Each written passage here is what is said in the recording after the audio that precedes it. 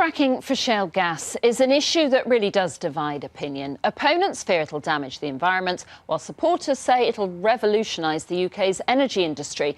Well, all this week we're examining the issues, and tonight, what impact will fracking have on the communities closest to it?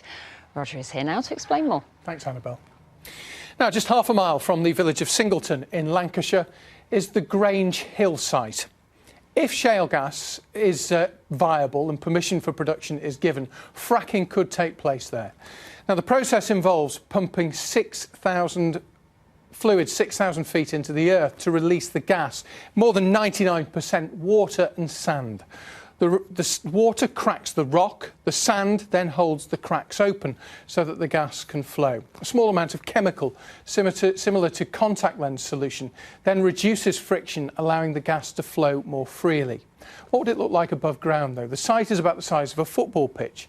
At its peak, it could hold up to 10 vertical wells, with 4 lateral wells coming off each one.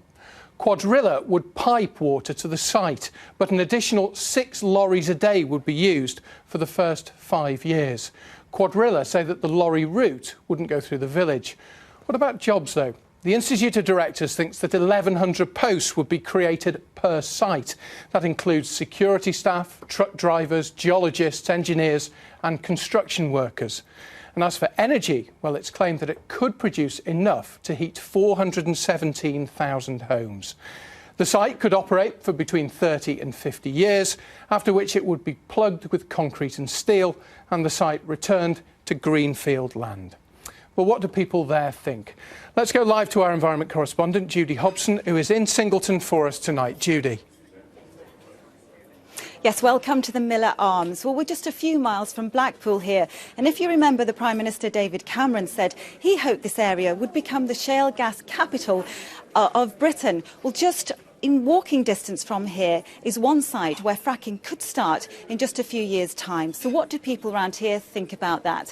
Well, I've been talking to people having their tea in the pub. There is really mixed opinions here, but I have to say the majority of people still haven't made their minds up.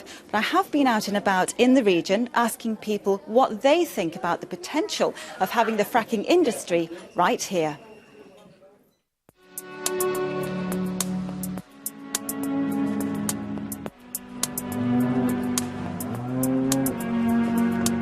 Andrew Pemberton's family has been farming in the area for more than 100 years, but he thinks fracking could ruin his business.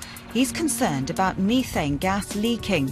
If the grass is coated with any bad water, contaminated water, they will actually eat the contaminated water as well as smelling the gases and anything else that may be coming through the ground. His main concern isn't fracking itself, but the wells once the companies have finished with them. Who repairs them? Who maintains them? Would Cuadrilla still be here? What's going to still come up? And where's that? If it is a broken wellhead, where's the contaminants going?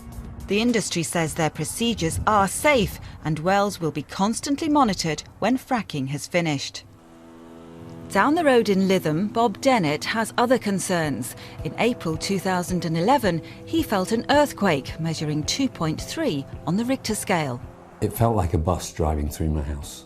It frightened me and I was getting ready to jump out of bed and get out of the house. The cause of that earthquake was fracking. The industry insists these are rare, but Bob isn't convinced. I don't think it's safe.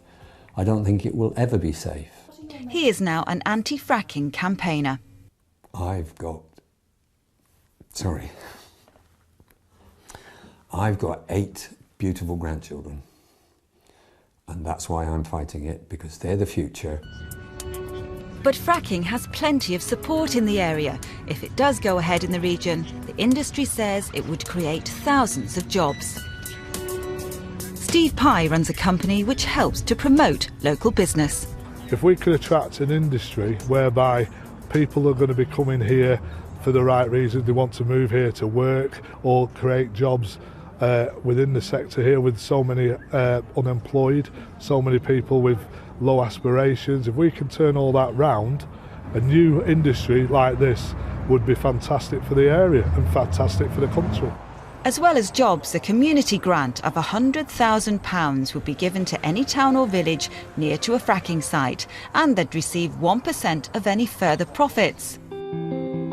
That idea is not new to Cumbria. This is Haverig, 20 miles from Sellafield. Money from the nuclear industry helped pay for this community centre. One word we hear is wow as people come in the building, and that is exactly what we wanted to happen. The local head teacher says it's been invaluable. Our children use it daily, Monday to Friday. Our youngest children have nursery care. The school children eat their cooked meals here, and they didn't have that before. Our local community come and have lunches here. It's one of a number of grants the nuclear industry has given out in West Cumbria.